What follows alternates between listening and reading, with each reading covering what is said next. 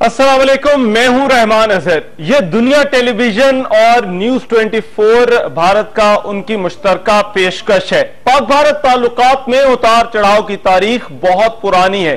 ताहम इस वक्त मलाला यूसुफजई और कैलाश सत्यार्थी को मुश्तरका तौर पर नोबेल प्राइज का मिलना ताल्लुकात बेहतर बनाने का बेहतरीन मौका साबित हो सकता है, मगर अमन की ख्वाहिश मसला कश्मीर के हल के बगैर मुमकिन नहीं हो सकती। इस वक्त मसला कश्मीर दोनों मुल्कों के दरमियान एक बार फिर फ्लैश पॉइंट बन चुका है, जिसे नजरअंदाज करना पाक भारत हुकूमतों के लिए मुमकिन नहीं। क्या मसला कश्मीर का कोई पुरअमन हल निकालना दोनों के लिए मुमकिन है? इसी पर आज पाकिस्तान और भारत की बात होगी और मेरे साथ जो लाहौर में लोग मौजूद हैं उनका मैं तारुफ करा दूं। फरीद पराचा पाकिस्तान जमात इस्लामी के रहनुमा है। Air marshal retired Shahid Latif हमारे साथ इस्लामाबाद से मौजूद हैं और नई दिल्ली में मानक गुप्ता जो कि न्यूज 24 के हैं, उनके साथ कौन कौन मौजूद है ये जानने के लिए चलते हैं। ओवर टू यू मानक। शुक्रिया, थैंक यू रहमान। एक बार फिर से आप बहुत अच्छे लग रहे हैं रहमान। सबसे पहले आपको कॉम्प्लीमेंट दे दूं, बहुत बढ़िया, और आपको देख के बहुत अच्छा लग रहा है। एक बार फिर से वेलकम टू इंडिया। सैटेलाइट के जरिए से टीवी पर लोग आपको देख रहे हैं, वेलकम। और आपके दोनों मेहमानों का भी स्वागत कर रहा हूं। न्यूज 24 और पाकिस्तान के दुनिया टीवी की साझा पेशकश में आपका स्वागत है। आपके साथ में हूं मानक गुप्ता। रहमान लाहौर के दुनिया टीवी स्टूडियो से हमारे साथ जुड़े हैं, दो मेहमान उनके साथ हैं और यहां मेरे साथ स्टूडियो में तीन खास मेहमान जुड़े हुए हैं। सबसे पहले जीवीएल नरसिम्हा है, बीजेपी के तेज तर्रार प्रवक्ता हैं। लेफ्टिनेंट जनरल राज कादियान है, जाने माने डिफेंस एक्सपर्ट। और कुर्बान अली साहब हैं, सीनियर जर्नलिस्ट, पॉलिटिकल कमेंटेटर, जिन्होंने पाकिस्तान, अफगानिस्तान, इराक पर काफी काम किया है। स्वागत है आप तीनों का। यह साझा पेशकश, एक कार्यक्रम, यह प्रोग्राम हम इसलिए कर रहे हैं क्योंकि पाकिस्तान की तरफ से जो आतंकवादी कश्मीर में घुसे थे, उन्होंने जम्मू कश्मीर के उड़ी में एक बड़ा आतंकवादी हमला किया था, 4 अटैक किए थे। उसके बावजूद जम्मू कश्मीर के असेंबली इलेक्शंस में अगले ही दिन जबरदस्त पोलिंग हुई है। 3 फेज की वोटिंग हो चुकी है, 70% से ऊपर दोनों पहले फेज में हुई। उसके बाद उड़ी अटैक के बाद भी जबरदस्त वोटिंग। इसके अलावा और भी बहुत सारे इश्यूज हैं, हाफिज सईद है और भी बहुत सारे इश्यूज हैं। लेकिन शुरुआत हम करेंगे, जैसा रहमान कह रहे थे, मलाला यूसुफजई और कैलाश सत्यार्थी को जो नोबेल पुरस्कार मिल रहा है, नोबेल अवार्ड मिला जुला, उससे पहला सवाल रहमान मेरा फरीद पराचा साहब से है। फरीद पराचा साहब, क्या वाकई आप आज अपना सीना चौड़ा कर रहे हैं ये देखते हुए कि मलाला को नोबेल प्राइज मिल रहा है, या फिर आपको नहीं लगता है कि जिन लोगों ने मलाला को गोली मारी थी या जो लोग गोली मारने वालों को सपोर्ट कर रहे थे, उनके मुंह पर यह करारा तमाचा है? फरीद पराचा साहब जी, बिस्मिल्लाह रहमान रहीम। पहली बात तो मैं ये अर्ज करना चाहता हूं कि पाकिस्तान और भारत के दरमियान ताल्लुकात की बेहतरी के लिए क्या नोबेल इनाम और क्या अमेरिका और दीगर ममालिक की जरूरत है? क्या पाकिस्तान और भारत के दरमियान खुद ताल्लुकात बेहतर नहीं हो सकते? और क्यों भारत का एक रवैया इंतहाई जारहाना हमेशा रहता है और वो मुज़ाकरात को भी अवॉइड करता है, उसको भी मुलतवी और मुअत्तल कर देता है? तो बहरहाल ये कि मलाला हो या कैलाश सत्यार्थी हो, ये एक अलामत है कि इस मुल्क के दोनों ममालिक के अंदर गुर्बत भी और जहालत भी एक मसला है। और ये मसाइल जो है गुर्बत के और जहालत के, ये हल होने चाहिए और इनके हल के रास्ते के अंदर अगर मसला कश्मीर रुकावट है तो उसको दूर होना चाहिए, ताकि दोनों ममालिक के अंदर के जहां पर भारत में निस्बत। मैं फिर से सवाल पूछ रहा हूं फरीद पराचा साहब, मैं फिर से सवाल पूछ रहा हूं, आपने जवाब नहीं दिया। आप बोल जवाब दे रहे हैं फरीद पराचा साहब। मेरा सवाल यह है, मलाला यूसुफजई को नोबेल प्राइज, क्या उन सारी फोर्सेस के मुंह पे तमाचा नहीं है? मानक, सारी फोर्सेस के मुंह पे तमाचा नहीं है? मलाला को गोली मारी है उसको सपोर्ट करते हैं, तालिबान को सपोर्ट करते हैं। हम यहाँ पर, मैंने जिस तरह के अपने इंट्रोडक्शन में भी कहा कि हम यहाँ पर अमन की बात करने आए थे, मगर आगे से आपने जो हवाले दिए हैं लगता है कि वहां से सिर्फ और सिर्फ जंग की बातें होंगी। मेरा एक सवाल सुन लीजिए इसी हवाले से, जो कि मैं जीवीएल साहब से करना चाहूंगा क्योंकि ये बीजेपी के स्पोक्स पर्सन है। मलाला यूसुफजई ने कहा कि पाकिस्तान और भारत के वज़ीर आज़म को जवाब तो हम दावत देते हैं और वो आए ओस्लो में होने वाली तकरीब में। जवाब तो देने दीजिए।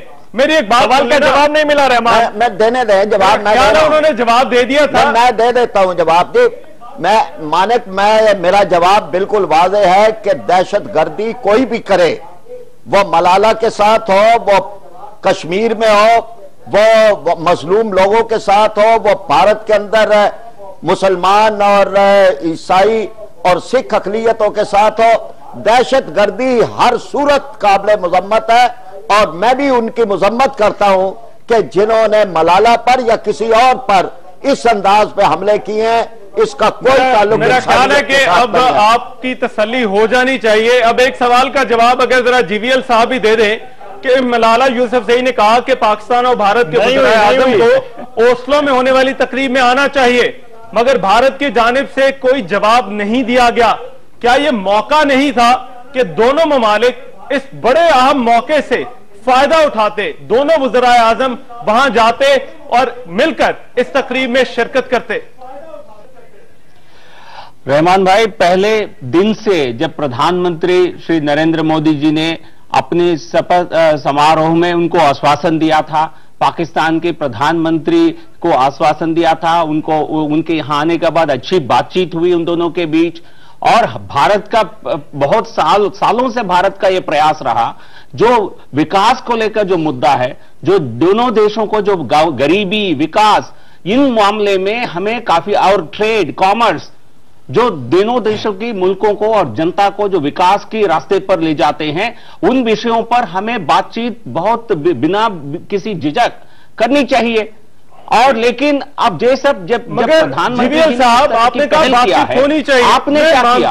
आपकी तरफ से आपने कहा बातचीत होनी चाहिए। हमारे वज़ीर आज़म नवाज शरीफ भारत गए, क्यों मामले को टेकिंग सेरेमनी में शिरकत की? रास्ते से ले जाने के बजाय सिर्फ और सिर्फ रास्ते से इस वजह से जो सेक्रेटरीज मुज़ाकरात थे वो मुअत्तल कर दिए कि भाई कश्मीरियों से बात न बन पाए। तो एक नकारात्मक सोच जो पाकिस्तान की तरफ से होती है, उसकी कारण क्या है? मैं यहां पर देखें, आपने कहा बातचीत होनी चाहिए, बड़ी अच्छी सोच है, जैसे आप कहते हैं ना, बड़े कहा कि अच्छे विचार ऐसे हैं, मगर actions speak louder than words. मुझे सिर्फ ये बताइए कि बातचीत के कितने मौके थे जो कि भारत ने गवा दिए या खुद इंटेंशनली जाया किए? राजा सेक्रेटरीज की बात नहीं हो सकी, सार्क सरबरा कॉन्फ्रेंस थी, वहां पर यह मौका गवा दिया गया। कब तक हम इसी तरह से मौके गवाते रहेंगे? उसके लिए दोष जंग का माहौल बना रहेगा। आप ही को जाता है, आप ही सरकार को जाता है, और आपके सरकार के जो एडवाइजर हैं, तो उन्होंने बाद में कबूल भी किया है। तो यदि आप इस तरह की बातें न करते, यदि आप पाकिस्तान और अलगाववादियों से, कश्मीरी अलगाववादियों से बातचीत करने की कोशिश नहीं करते, भारत को आप कॉन्फिडेंस में लेकर ये सारे विषय चर्चा करते, आपको कहा गया, आपकी सरकार को यह कहा गया कि आप ऐसा चर्चा दिल्ली में मत करिए, भारत में नहीं हो सकता है, तो उसके बावजूद आपने मामले को बनाने के लिए, किसी प्रकार टॉक्स को बंद करने के लिए आपकी तरफ से एक नकारात्मक पहल हुआ, आप इसको मंजूर कीजिए। और विकास के ऊपर, विकास के बाद ठीक है रहमान, आपको जवाब मिल गया होगा, आपको रहमान जवाब मिल गया होगा, रहमान आपको जवाब मिल गया होगा। शाहिद लतीफ साहब कुछ कहना चाह रहे हैं, इनकी बात ये कुछ ऐड करना चाह रहे हैं। शाहिद लतीफ साहब बड़ी देर से खामोश बैठे हैं। जी शाहिद लतीफ साहब। हाँ, एयर मार्शल लतीफ, मेरा सवाल है आपसे। एयर मार्शल लतीफ, एक सवाल सुन लीजिएगा। बातचीत क्यों टूटी, किसने तोड़ी, ये तो हम अक्सर डिस्कस करते रहते हैं, काफी दिन से कर रहे हैं। एयर मार्शल लतीफ ये बताइए, जम्मू कश्मीर में असेंबली इलेक्शन चल रहे हैं, आपने सुना होगा 70% से ज्यादा वोटिंग 2 फेज में हुई है, तीसरे फेज में 58% हुई है। उड़ी में आपने जो अटैक करवाया था, आपकी तरफ से आतंकवादी आए थे, उसके बावजूद क्या ये सारे के सारे जो टेररिज्म को आपकी तरफ लोग सपोर्ट करते हैं, उनके मुंह पर तमाचा नहीं है? क्या पाकिस्तान को आईना नहीं दिखा दिया जम्मू कश्मीर की आवाम ने? पहले तो यह बताइए कि पाकिस्तान का टेररिज्म के बारे में रोल जो है, उसके बारे में आपको आगाही है? पिछले 10 साल से जो कुछ पाकिस्तान ने इस टेररिज्म के हाथों जितना सफर किया, और हमारे 50,000 से ज्यादा लोग इसमें शहीद हुए और 2 लाख से ज्यादा इस वक्त जख्मी हैं, ये क्या पाकिस्तान की जो सफरिंग है इसके बारे में आपको इल्म नहीं? आप किस दुनिया में बैठे हैं? और आप पाकिस्तान से कहते हैं कि पाकिस्तान दहशतगर्दी को सपोर्ट करता है। आपकी तरफ से बयानात आते हैं कि पाकिस्तान जो है वो प्रॉक्सी वॉर्स लड़ता है दहशतगर्दी के जरिए। पूरी दुनिया में किसी से बात कीजिए और आपको पता चले कि अगर एक मुल्क एक इतना एफर्ट कर रहा है और उसी के ऊपर आप इल्जाम तराशी कर रहे हैं, आपको कभी ये इल्म नहीं हुआ, आपको कभी ये एहसास नहीं हुआ कि कश्मीर का मसला ये इसकी बुनियाद है। और आप अरे एक मिनट मेरी बात मुकम्मल, मेरी बात सेलेक्टिव होता है, ये कलेक्टिव, ये रीजनल है, मैं बता रहा हूं टेररिस्ट को अमेरिका ये रीजनल, उनको ये इंडिया में ये रीजनल उनको सपोर्ट करते हैं, सेलेक्टिव ये रीजनल जी, ये रीजनल टेररिज्म है। आपका जो हिस्सा है दहशतगर्दी में वो जनरल मैकक्रिस्टल की स्पीच में मौजूद है। उन्होंने बाकायदा एक रिपोर्ट लिखी थी ओबामा एडमिनिस्ट्रेशन को, वहां से उनके जो खेगल हैं डिफेंस सेक्रेटरी, ये अमेरिकन की बात कर रहा हूं जी, बिल्कुल नहीं। दिखाता हूं आप सुनिए, नहीं आज का छोड़िए ना, बात सुन रहे हो, जो अटैक है आपने एक सवाल पूछा, उसका वो जवाब दे रहे हैं। एक मिनट, डायरी में एक सवाल पूछा आपने, उसका वो जवाब दे रहे हैं। ये डायरिया, आर्मी का असला है, ये बात सुनिए, ये बात सुनिए, सवाल के बाद जवाब भी सुना जाए।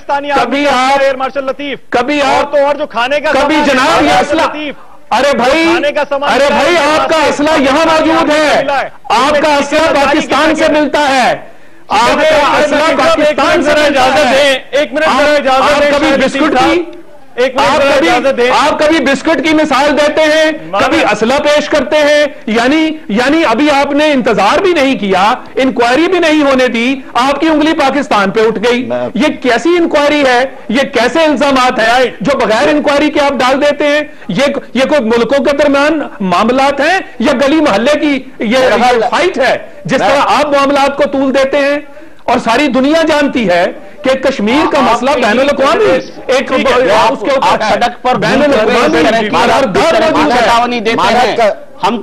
आपकी पुरानी आदत है। जरा मेरी बात सुनिए, समझौता एक्सप्रेस के मौके पे भी आपने इल्जाम ISI पे लगाया, फिर निकला क्या? बोलिए। कर्नल प्रोत जो है वो आपका हादर सर्विस एक कर्नल है, मेजर कलकर्नी, और ये तहकीक करने वाला हिम्मत कर करे, उसको फिर गोली मार दी गई मुंबई के अंदर।